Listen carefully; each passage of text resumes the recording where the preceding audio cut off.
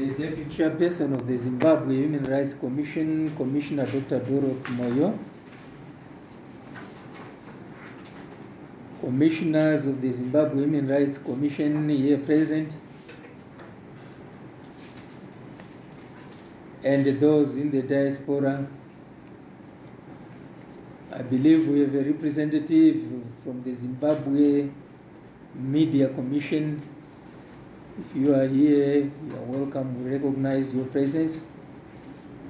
The Executive Secretary of the Zimbabwe Human Rights Commission, Dr. Delis Mazambani, the Secretariat of the Zimbabwe Human Rights Commission, the media fraternity, ladies and gentlemen, all protocols observed. Once again, let me say good morning to you all and welcome to our celebration of the National Human Rights Day taking place in the boardroom of the Zimbabwe Human Rights Commission. It is my pleasure and singular honor to welcome you all to this press conference to mark commemorations of the 2023 International Human Rights Day, which is normally celebrated on the 10th of December. The Zimbabwe Human Rights Commission joins the government and people of Zimbabwe and the rest of the world in commemorating the International Human Rights Day that is observed, as I said, on the 10th of December each year. This year marks the 75th anniversary of the adoption of the Universal Declaration of Human Rights, UDHR. The UDHR is a milestone document adopted by the United Nations General Assembly on 10th December 1948, being the first international agreement that outlines human rights standards to which everyone is entitled by virtue of being human.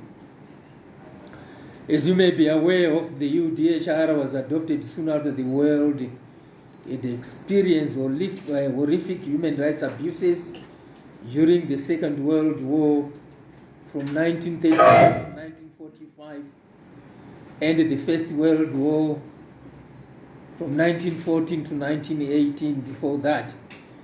And that included the extermination during the Second World War of over 6 million Jews and other people such as gypsies, persons with disabilities by Nazi Germany.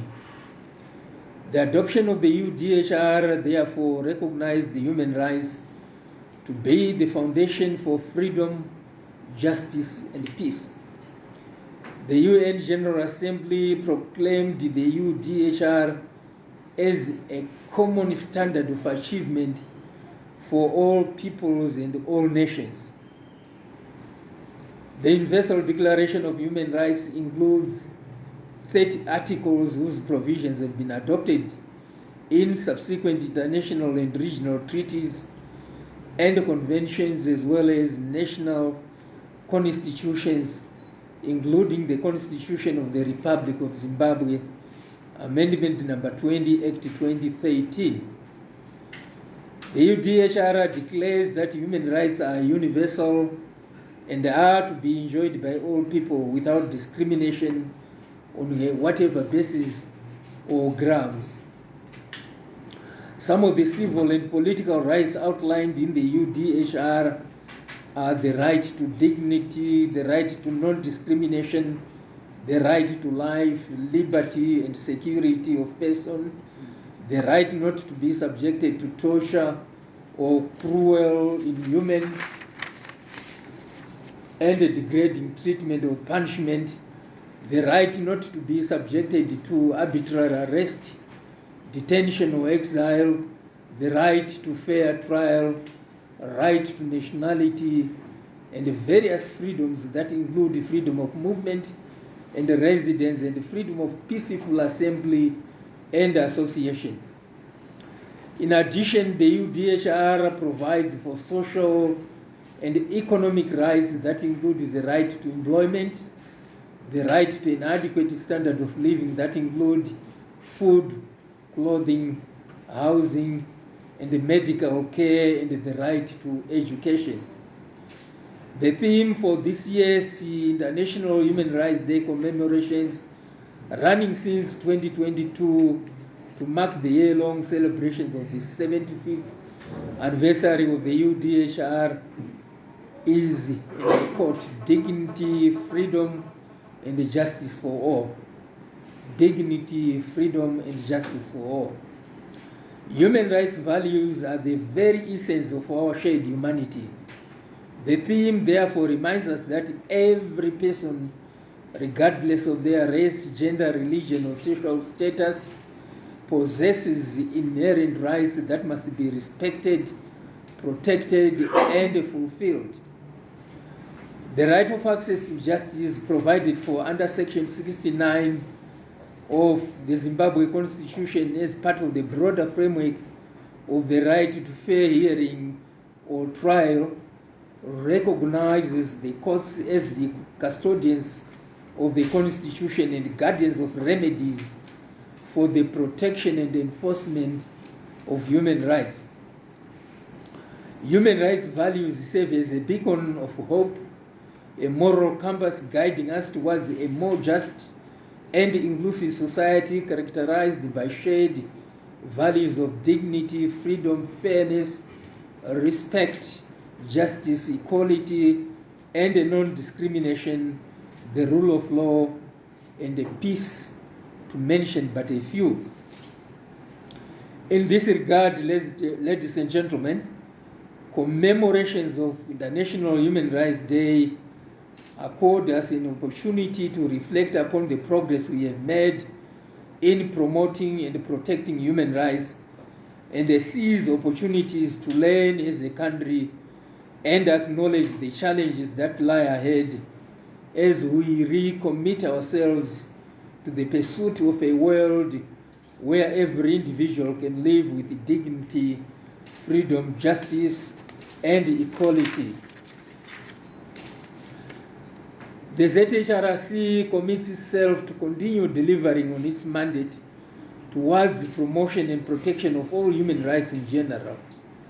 In order to enhance human rights service delivery, the Commission has embarked on decentralization of its offices in line with the devolution agenda of government as provided for in the National Development Strategy NDS1 and Vision 2030. Accordingly, the Commission has to date established 5 provincial offices, beginning with Harare here, Bulawayo, Masvingo, Manicaland, and Matabele in North Provinces, and is in the process of opening a 6th office in Mashonaland West, and should have established offices in all provinces by the end of 2025. Decentralization is backed by phased recruitment of staff, which has seen the Commission complement of the increase from 83 to 138, and is expected to increase to 247 by 2025. The Commission has managed to operationalize the Administrative Justice Department as a separate entity from the Human Rights Complaints Handling and Investigations Department. It has also operationalized some functions such as knowledge management, advocacy and research to enhance promotion and protection of human rights and fundamental freedoms. The Commission, ladies and gentlemen, acknowledges continuous efforts by the government of Zimbabwe as it makes positive strides towards the promotion of human rights in the country. One of the key factors to promote the right to dignity is education, and the Commission commends the government for maintaining high levels of investment in education, including adoption of policies that promote human rights, not only in the education sector, but in other sectors such as the gender and disability sector. The amendment of the Education Act to prohibit corporal punishment in schools, and to allow pregnant girls to continue learning in the school system in accordance with the Zimbabwe Constitution, guarantees the right to education for all and everyone. These achievements also extend to various social protection measures such as provision of food relief and agricultural inputs to support the most vulnerable groups in our society, efforts towards macroeconomic stabilization, and various initiatives to move the country towards a middle-income economy in fulfillment of the National Development Strategy and the Vision 2030. In spite of this progress, much still remains to be done to improve the human rights situation in the country and to ensure that a culture of human rights becomes ingrained in our society. In particular, the Commission notes that polarization and intolerance of divergent political views still persist in our country, characterized by incidents of violence as the country is holding by-elections a few months after the 23rd, 24th of August 2023 general harmonized elections. The government also needs to do more to curb impunity and corruption. Corruption is a serious cancer that needs to be nipped in the bud. Alignment of some pieces of legislation impacting on human rights, including the Zimbabwe Human Rights Commission Act, to the Constitution remains outstanding. The Commission regularly produces monitoring and inspections as well as investigations reports with recommendations for implementation, in most cases by different ministries, departments and agencies, MDIs, including those meant to improve conditions in our institutions such as prisons, old people's homes, children's homes, and institutions for persons with mental challenges to become more dignified, but implementation of the recommendations lags behind from our observations. We therefore strongly urge responsible authorities to respect and act on the Zimbabwe Human Rights Commission recommendations. Economic, social, and cultural rights of citizens, instrumental in making people lead fulfilling and dignified lives, continue to be negatively impacted by economic, inflationary challenges, and inadequate service delivery, particularly provision of electricity, water, and sanitation, which contribute to perennial outbreaks of communicable diseases such as cholera, typhoid, and diarrhea.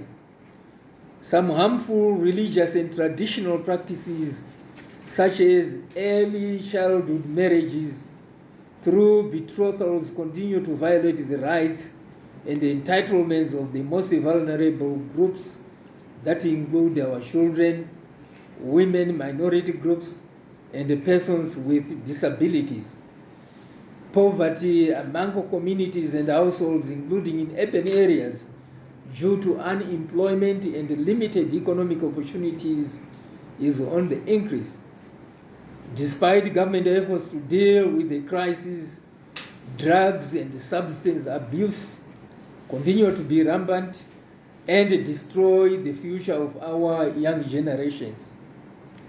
The Commission therefore calls on the government of Zimbabwe as the primary duty bearer to work with all stakeholders in ensuring that outstanding pieces of legislation impacting on human rights, including the Zimbabwe Human Rights Commission Act, are aligned to the Constitution. Macroeconomic challenges facing communities and households in rural, peri-urban, and urban communities also need to be urgently addressed to protect the livelihoods and socio-economic rights of citizens. The Commission calls on all political players and citizens alike to exercise political tolerance, show restraint and respect towards one another, and act in accordance with the law when exercising their rights.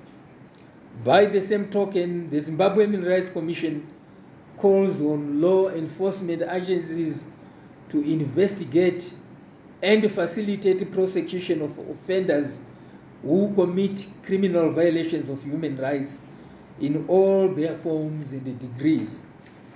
Ladies and gentlemen, let me assure you that in fulfillment of its constitutional mandate to protect, promote, and enforce human rights, the Zimbabwe Human Rights Commission will continue to discharge its functions diligently and without fear or favor in order to contribute towards a more just Zimbabwean society.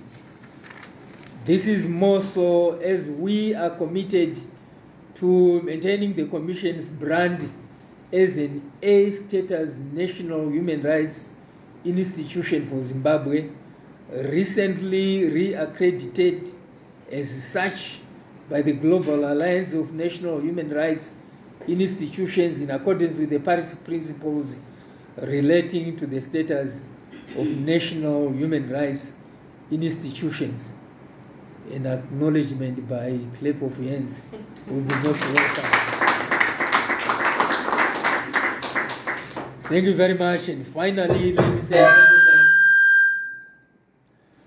your commission will continue to work with all duty bearers and stakeholders in government, the private sector, civil society, and indeed the media in promoting, consolidating, strengthening, and sustaining a culture of human rights in our beautiful country, characterized by the human rights values of dignity, freedom, and justice for all. I thank you. Ngiyabonga.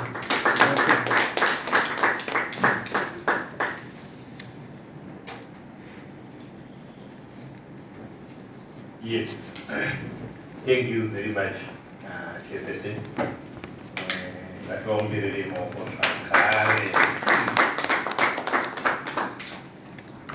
Yes, for delivering the message.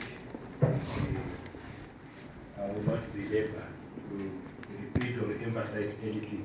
The message was loud and clear, and I would therefore allow colleagues, our journalists, colleagues who may have questions to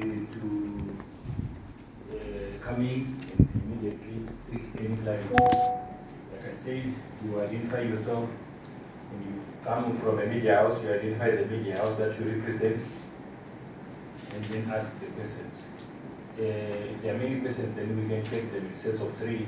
First three, they will be answered, then we take another round. So there we are. Who is ready to? Yes, thank you.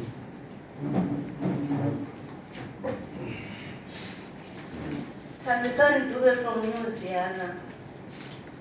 Can you provide specific example of recent cases where the ZHRC has successfully intervened to protect dignity, freedom, and justice of individuals in Zimbabwe?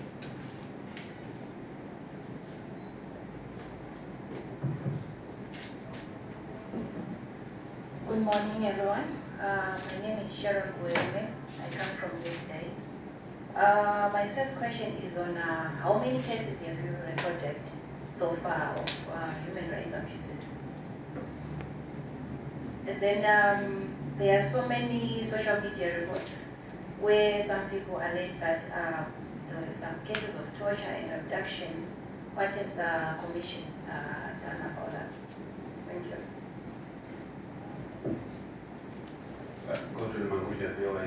Related to what my sister from Louisiana asked, I want to find out what you are doing to make an impact to ensure that Zimbabweans enjoy human rights, because it looks like from the opposition and some civil society organizations, you are toothless, and they are complaining against the government, the Human Rights Commission, and everybody, the police services and so forth. So what are you doing to ensure that your recommendations are implemented so that citizens can enjoy their rights?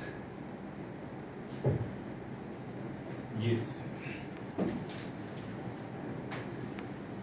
We have three, or can I say three tough questions for attention. So we allow the chairperson to deal with that first and proceed to the next round. Yes, thank you very much. The first question from our dear sister there on measures that we have taken to protect the rights to dignity, justice. In fact, all the rights issues in general, really, that's how I take your question to mean. As you know, in terms of our mandate, we have the responsibility of bringing awareness to the people of their rights enshrined in the Bill of Rights in our Constitution. And how do we do this? We actually have a department, our Education Promotion, Research and Advocacy Department, which normally carries out outreaches, gathering people, educating them on their rights and what they ought to do if the rights have been violated. We also have a monitoring and inspections department which visits certain places where we call them vulnerable groups, because once you are detained as a suspect or you have been convicted, you are now in prison, you tend to lose some of your rights, especially the right to freedom of movement. We normally visit these institutions, whether I want to call them prisons, police detention cells, children's homes, psychiatric centers, and so on, to assess the conditions under which the inmates of those institutions are kept. And we do make our recommendations. I must say, as a follow-up to the question of whether, our recommendations are respected, which our brother here has raised. Yes, in the majority of cases, the recommendations are respected. They are implemented.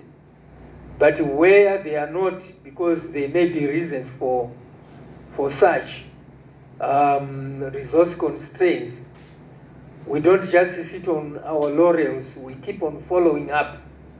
We have developed what they call a tracker to follow up on fulfillment of the recommendations that we will have made. We also have the department which is responsible for receiving complaints, investigating, and ensuring that the necessary measures are taken where human rights have been violated. And we have many cases that we have gone through, and again, our recommendations in the majority of cases have actually been respected and fulfilled.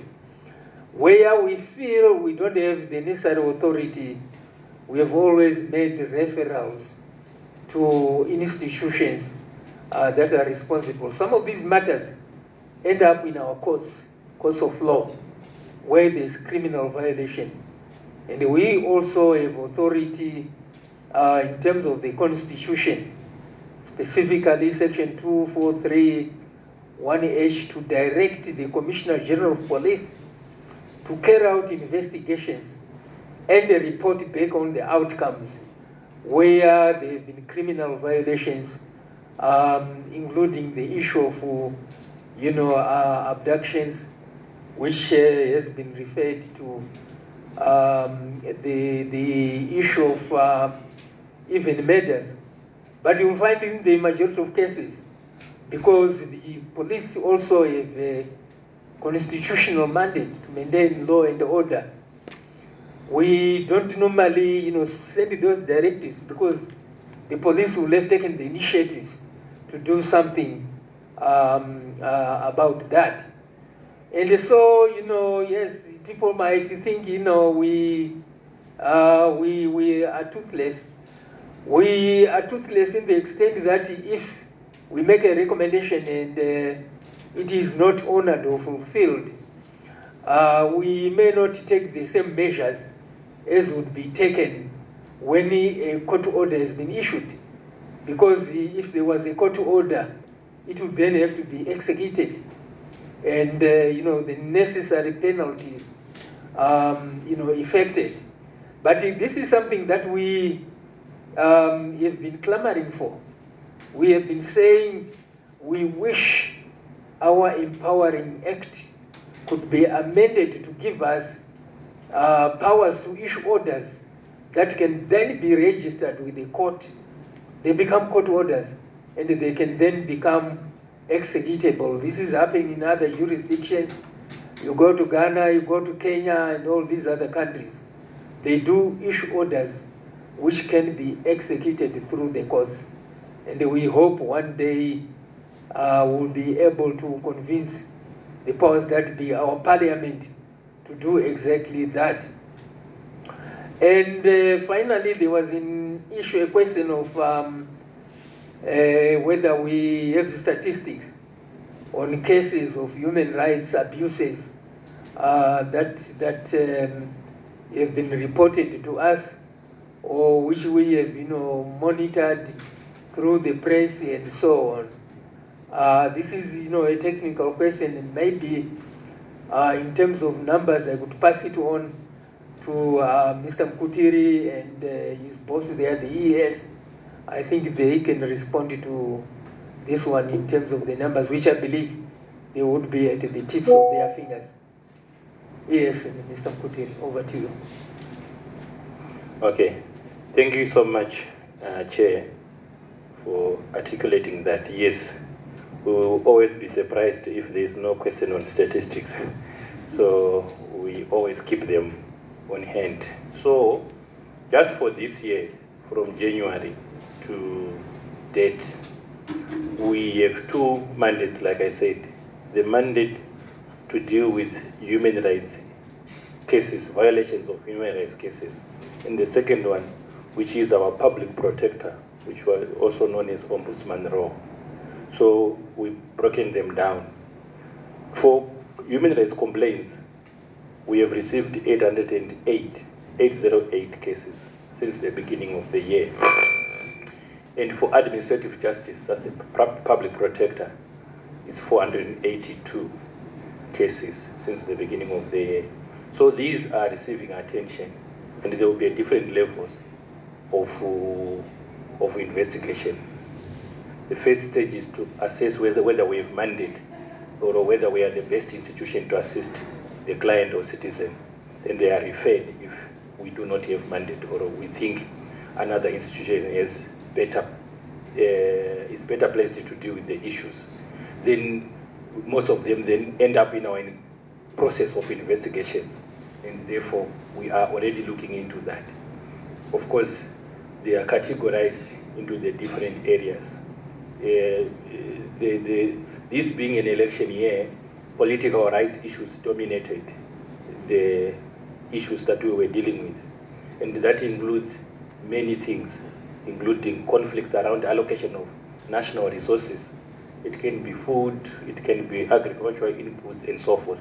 So the Commission, further to what the chairperson said, managed to address these issues by making sure that we hold the public officials accountable to that, and remedial action has always been taken. That's why the chairperson is saying we are satisfied, because in most of the cases we deal with that and we come to the ground and ensure that it's dealt with. Even people who were at risk and threatened with relocation by political actors things get heated, we managed to come in, and we have many examples in which we have settled that. So I wanted to emphasize that that was one of the leading issues. Then issues to do with rights of the accused, rights of the detained, like Chairperson said. When you are arrested, you are still a human being and you still have rights, you still have dignity.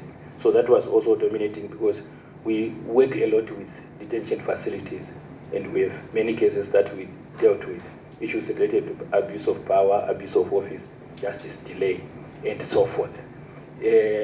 In the big number that I have given, which adds up to about 1,290, about 25% would be female, and then the rest would be male, with a few cases that are presented as group complaints. Maybe it's a complaint representing a whole village or a particular group of people. That's about 15 of that. And some of the group complaints may include, for example, the one that we dealt with in Chimanimani, Cyclone Idai affected community. Houses are being built by government, and a lot of progress has been made. But there were disadvantaged families, especially widows, who were being sidelined in terms of allocation of the houses. And the commission intervened, and those have been given priority thanks to the leadership in Manicaland, who then listened to the recommendation of the commission and allocated those houses. Further to that, we've been dealing with issues to do with pensions. And a war inquiry which was carried out by government, we've been following up on that because there were complaints related to pensions. And we are again satisfied with the progress, the steps that the government has been taking to compensate people who lost money when the transition to the local currency was done in 2009. The commission has also been behind that with a lot of correspondence related to that. Access to documentation, these are some of the examples. Your dignity is lost when you have no identity. So we have received many cases. Working with Civil Registry Department, we have been able to ensure that people get their birth certificates, national IDs, even death certificates related to that. Some of you saw the recent communication that government is going to take a move to make sure that people who were deemed missing after Cyclone Idai should be declared presumed dead. That was one of the recommendations of the Zimbabwe Human Rights Commission, because that would have taken forever without people getting my death certificates of my relatives now. These are just about a few examples of the things. I thought of giving the statistics and a few examples related to that. Thank you, Chair. Yes, I'm just being reminded, most of the cases come from different areas, but for the current statistics we have here, they were mostly from Mashonaland West Province, Masvingo, and Matabeleland North. We also have, those are what dominated, including even Manicaland, be it on admin justice and also on complaints handling and investigations. So, thank you so much. If there's anything that you have not satisfactorily dealt with in the first round, but otherwise we will take another round of questions.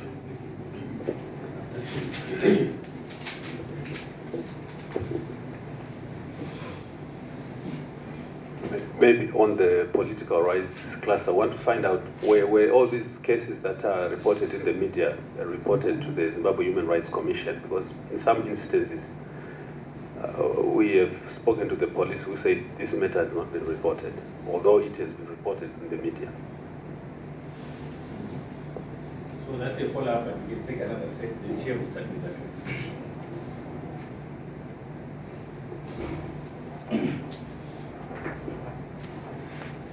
Okay, my name is Muratida Shemrambashuna from Atenso. My question is in regards to the national budget that was presented last week. What is the Commission's position, taking into consideration that the budget has so many proposals that threatens the existence and survival of the general citizens in Zimbabwe?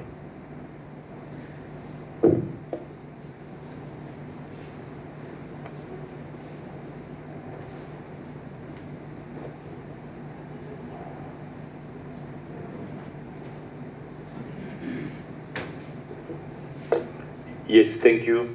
We will allow the chairperson to look into that, since I don't see another hand. Yeah, okay. they follow up on whether the political rights violations were reported. As I said, earlier, and even in my statement, normally we don't wait for these issues to be reported to us when we are discharging, especially our pre-election monitoring responsibilities.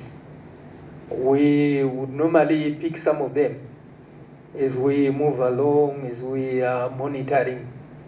We also monitor, pre-election political activities, the nomination day, and by the way, in terms of the Constitution, we are the only commission which is empowered to monitor.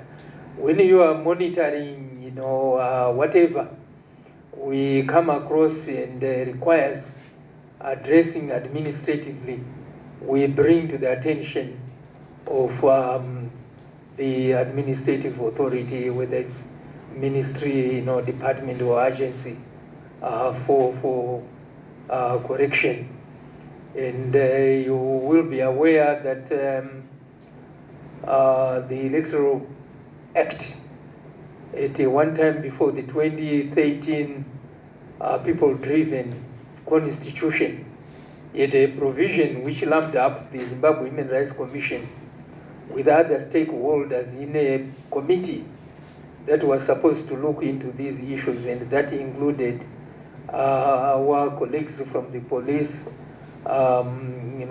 civil society, and other actors. But we reacted and said, no. Yes, whilst we recognize them as stakeholders, there are times when, they are actually alleged to be the culprits, and we investigate on their activity. So we become automatically interested parties. So we caused the amendment and the removal of that provision from the Electoral Act. But of course, it was, replaced by a provision which makes us observers in terms of the Electoral Act. But that's an act. It does not supersede the provisions of the Constitution. So our monitoring role will still, continue. The question of, some of the violations were reported and are under investigations. They are under scrutiny. Once we have completed, an investigation that has been reported, we would normally post on our website the outcomes of such investigations and our findings and our recommendations. So if you monitor our web on any of those which we have acknowledged as having been received, you will find the results as they are posted. The issue of our reaction to the national budget, yes, we have made observations. And by the way, you may be aware that our other role is that of advising government. We advise government on the national, regional instruments that impact on human rights, including on municipal laws, our own laws. And so when an issue takes place, including bills that are going into parliament, we actually take the opportunity of analyzing and, of course, making our view in relation to the impact on human rights known, that will guide the lawmakers on how the particular legislation should stand so that it complies with our Bill of Rights, in the Constitution. We have made observations, and we are still in the process of analyzing, and we will be making our comments. You may also be aware that it is subject of debate in Parliament, and they will also be called upon to express our views by the various thematic parliamentary working groups. And so we are really geared up to that. I may mention the issue of, taxation on housing or houses that are considered to be worth 100,000 US dollars and above. That's going to, impact the rights of, pensioners. If you, I'll soon be pensioned off. You look at the house I will be living in, it will probably be much, worth more than the 100,000. And I'm a pensioner. If I'm taxed, what does it mean? During my working period as an active member of society, I was also being taxed. So, I will be taxed until death. I'm 6 feet under. We have made those observations. Taxation on small income, owners and so on. We are reflecting on that and saying, what is the impact on enjoyment, of rights, economic rights, various socio-economic rights by such, groups of our society. So yes, you'll definitely be reading about the outcomes of our analysis and recommendations. Thank you. Thank you once again, Chair. We will take yet another round of questions. Thank you.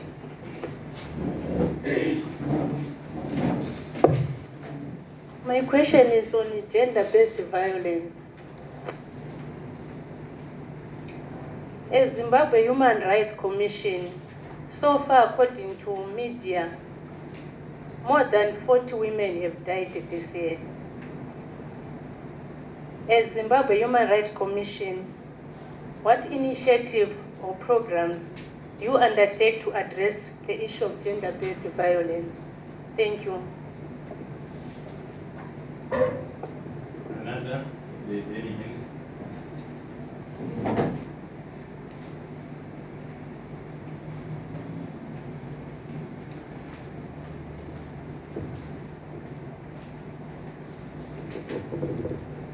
For now, we will deal with that particular question and then look if there is more follow-up. So I will invite the Chair again to take us. Yes, the issue of GBV, as you are aware, Sister, we are currently commemorating the 16 days of activism against gender-based violence. Although we normally wanted to leave this particular issue to our sister commission, the Gender Commission, we actually, in our mandate, also have the responsibility of looking into gender issues. And we have a gender equality and women's rights thematic working group which looks into this. We do partner with our sister commission, the Gender Commission, so that we don't step on each other's toes in dealing with these issues. Carry out joint, investigations. But the reports would normally and generally now be made to the Gender Commission. If they come to us directly, in order for us not to be accused, of interfering in the mandate of a sister commission, we would refer to them. But this is also part of our literature as we carry out our education promotion advocacy, outreaches. We do talk a lot about this, that the people have so many means of resolving, family differences. When you look at gender based violence. It affects, yes, our other partners, the women, more than the men. But men are also affected. In these families, I have seen men who are actually being tossed around. But because they are men, they believe if they make a report, they will be frowned upon, someone saying, uri murume rudziko unorohwa nemukadzi iwe. So they don't report. But these are issues which affect, both men and women. We are concerned when this happens. And we are saying to our women folk, if you are being, ill-treated or mistreated, being battered left, right, and center. In other countries like the United States, battery, the beating of a woman is a serious, offense. And these are matters also that we, are petitioning our lawmakers, parliament, that they should make strong laws against gender-based, violence activities. And we hope one day we'll have a law that will be deterrent enough, and we'll hear less of these matters. But you see, this is also related to a lot of other ills, happening. The issue of substance, abuse, we referred to.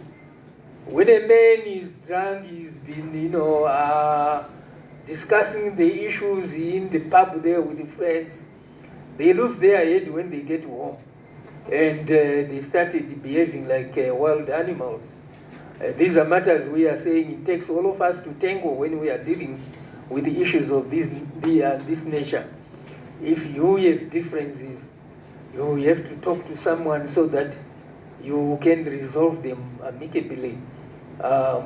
We do mediate on a number of these issues because it's part of our administrative justice responsibility. And if we get to hear about a family problem of this nature, we will definitely intervene and talk to both the husband and the wife so that this is stopped. And our colleagues at the Gender Commission, I believe, will be doing the same. Thank you. Thank you, Chair. Any more questions? I would want to find out the Commission's take on the recent reports that there were more than 443 children that were being trafficked to South Africa. And then what we get, the statistics are different from the Zimbabwean side, South African side. I mean, is this an issue that has come to the attention of the Commission, and are you investigating what can be done to ensure that the children's rights are protected and the culprits are dealt with? I mean, culprits, I refer here to the people that are moving with the children without the necessary legal documents. Thank you. Do we have more so that we just deals with?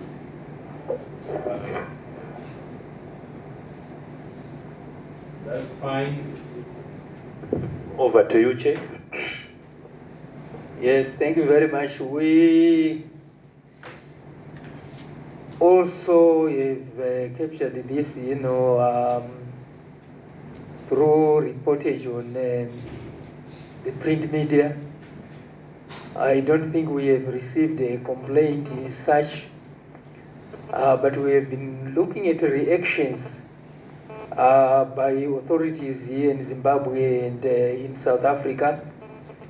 The Zimbabwean authorities are refuting the allegation of 443 children having been subject of attempted trafficking. They make mention of very few numbers.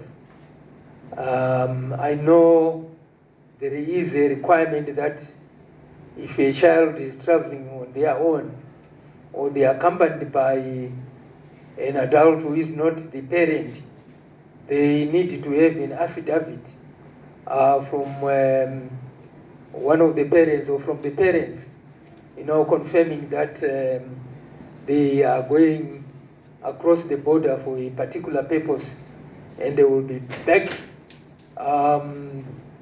into the jurisdiction of this country when their visit expires. And it is believed that those people, those who are under 18, did not have these documents. But it is factually, known that we have Zimbabweans working in South Africa. We have opted to leave their children, continue their schooling here. And during school holidays, this happened soon after the closure of our schools here. Some would go across to join their parents. And I suspect this could have been one of those issues. But we have not officially received a complaint, although we'll continue to monitor before we can make a statement on this. Suffice to say, yes, if it was, attempted trafficking, it was intercepted at the right time, and I believe the children are now back and safe in the hands of their families in this country. I don't know why, if the reports from our sources here, our authorities, are anything to go by, why the South Africans would want to inflate the numbers and even call it trafficking.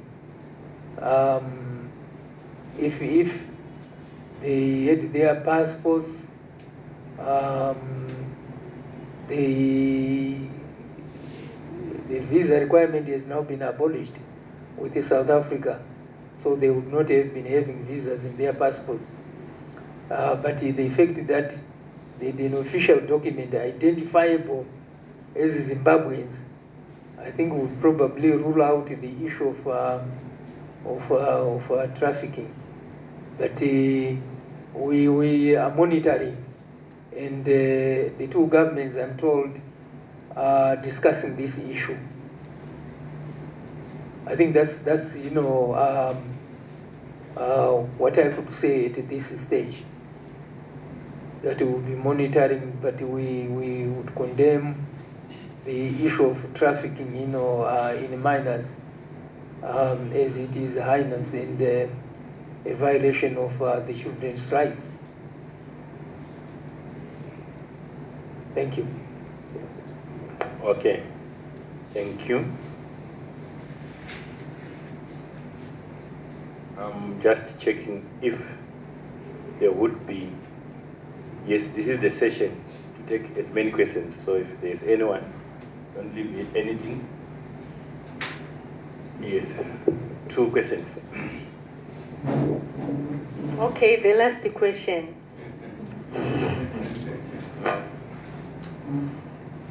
In your work towards promoting economic, social, and cultural rights, what are the most significant challenges the ZHRC faces, and how do you overcome them? Thank you. Last one as well. I mean, this one is to do with mining, the economic rights. There have been complaints from mining communities that they are not benefiting from their resources. I mean, have these people been? Are these some of the people that are complaining to you, that are coming to you to report? I mean, people from Koromonzi, people from Bikita, people from Chimanimani, and all over the country.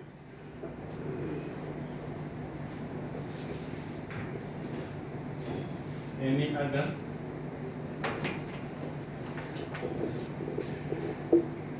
Thank you. We have those 2 questions. And again, I take the opportunity to invite the chairperson to respond. Yes, thank you very much. Let me start with the last question, the issue of complaints from locals where minerals are being extracted and they end up being displaced. Yes, we have been receiving complaints from around us, yes. You mentioned the Goromonzi issue, Mutoko, even where they are going for that granite, what's name, the stone which is being taken out of the country, Shurugwi, and other areas. Yes, our first reaction was that I think at some stage government forgot to follow on the issue that had been introduced, where locals would actually get a certain percentage. Was it 10%? I'm not sure, but they would get that through their chief. What was it called? Yeah, community, share ownership. Yes, it was introduced, some years back, and especially when there was a discovery of diamonds in Marange. But the enforcement, was not followed up to the spirit and the letter. And so we have been making our recommendations. And I think some were adopted, as late as just 2 weeks ago on cases from, Toko and so on, Gurumonzi, which you mentioned.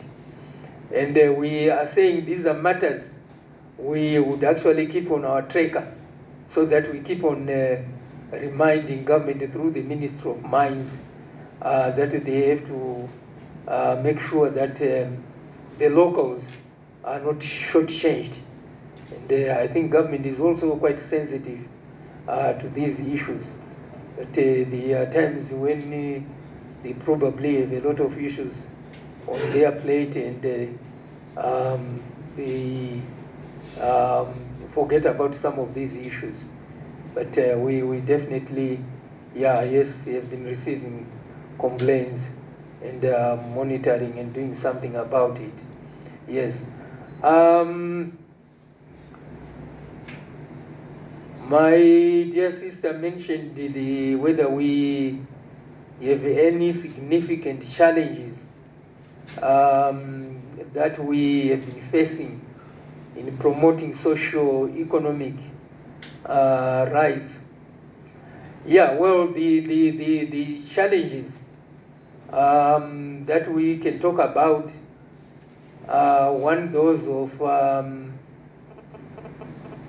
resource constraints on our part. The issue of socio-economic rights are happening everywhere. You wanted to talk about partisan food distribution, and also, the presidential agricultural inputs. We do get complaints about these, but socio-economic rights are so broad.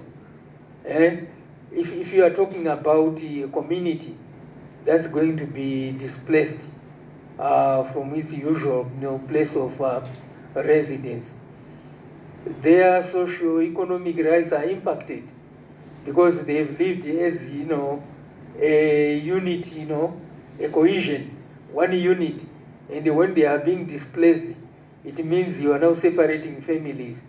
That on its own is also a violation of the right to family unity and so on. And in the process, they may lose their rights to food, their rights to property, the properties they have owned. And we have been having so many of these. I think the director of the occasion, Mam Kutiri, mentioned the issue of the Shillonga people who were supposed to be resettled, moved from where they are to make way for what is it called? A Lucerne production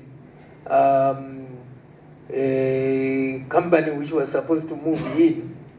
And we thought it was going to be unfair. They actually lodged complaints with us. And so we moved in to investigate and made our recommendations to government, and we felt that at the best what they could do is probably to turn them into their outsource producers other than removing them from where they are, because we were looking at where they had come from. Some of them had been displaced from Triangle, Yupo Valley, Shirezi areas where there is now sugarcane production. And yet others had also been displaced from Bonarijo when it was converted into a conservancy for animals. So we were saying in our argument, yes, it's good to conserve, animals, but in terms of creation, God created man as the highest of his creation of all animals, and gave everything to the man to be under him. And so they could not displace people, in favor of wild animals. And I think, our recommendations were acted upon. What normally, duty bearers would do is they would not publicly own that this is being done because the Zimbabwe Human Rights Commission has made this recommendation or that. No, even when they were taking measures on access to documentation, no one ever knew that they were acting on the recommendation of the Zimbabwe Human Rights Commission when we carried out our national inquiry into the issue of access to these vital documents. Because we were saying we have too many people who are stateless because they don't have a birth certificate, they don't have an ID, but they were born here, and the difficulties they were getting.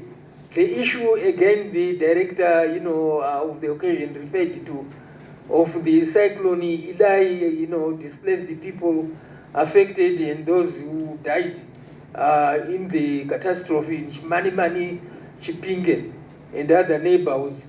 We again looked into that and said, yeah, whilst the law says for someone to be presumed dead, they have to wait for 2 years, the presumption of death, which should, be done by a magistrate or before a magistrate. This was a special specific case, and we recommended that the presumptions should be done as soon as possible because it was clear and known that these people had been affected by Cyclone Idai, and the government did that after 6 months.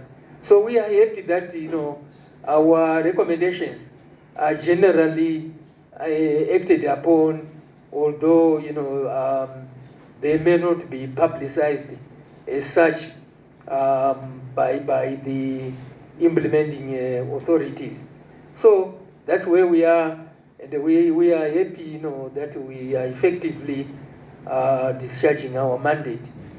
And so we also thank the duty bearers who act on our recommendations and exhort them not to get tired, because this is all in the interest of the subjects whom they superintend over in terms of them being their subjects, and whom they would want to vote for them during electoral processes.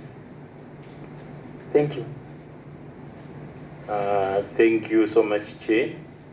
With your permission, the Executive Secretary has a comment to make related to one of the questions. Yes. Thank you, Chair. I want to make an addition on the issue of the communities in mining areas who are who make complaints to the Commission. My addition is that this is an area of natural resource governance, where as a Commission we are seeking to promote a human rights-based approach to natural resource governance, where we seek to promote equality and non-discrimination, and also implementation of the targets of the National Development Strategy, where no one and no place should be left behind. So you'll find that even in terms of the complaints that we receive, they come under the banner of business and human rights, where we are looking at whether the state, which is the duty bearer, is respecting the rights of those people in the state communities. And we are also looking at the duty to protect, and also if these people have got remedies. So if you find the affected communities coming to the Zimbabwe Human Rights Commission to complain, it is a confirmation that the United Nations Guiding Principles on Business and Human Rights are being complied with, because they have got somewhere where they can seek recourse, where they can seek remedies away in issues that are relating to natural resource governance.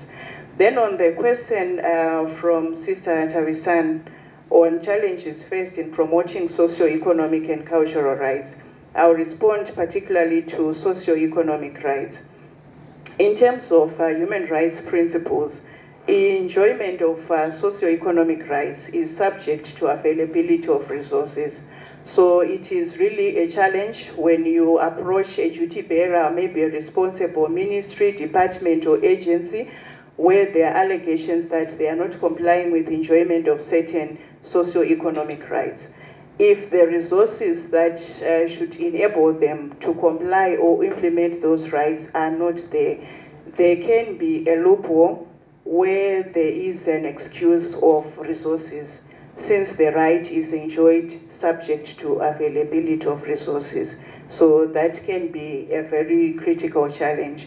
And also in terms of cultural rights, you find in terms of especially our African Zimbabwean societies, there can be sort of like a conflict between culture and human rights, where some culturally accepted activities can be human rights violations. But we are glad that we have been working closely with traditional leaders, the chiefs, the village heads, and the Sabukus, so that we impart knowledge on human rights. Our Education, Promotion, Research and Advocacy Department has been doing extensive work in communities to raise awareness, so that they are aware of the cultural practices which are harmful and retrogressive and violate human rights, and it has been helping. So that is my contribution, Chair. Thank you. Thank you, ES. Any other interventions? Okay, thank you. This has been really an engaging session, and we are very happy about the questions that have been raised, and we thank the chairperson for shedding more light on all those issues in terms of how the Zimbabwe Human Rights Commission has been carrying out its mandate. We really thank you. So, like I said when we started, this is a short event, and therefore, if there are no further questions, we come to the end of the event actually.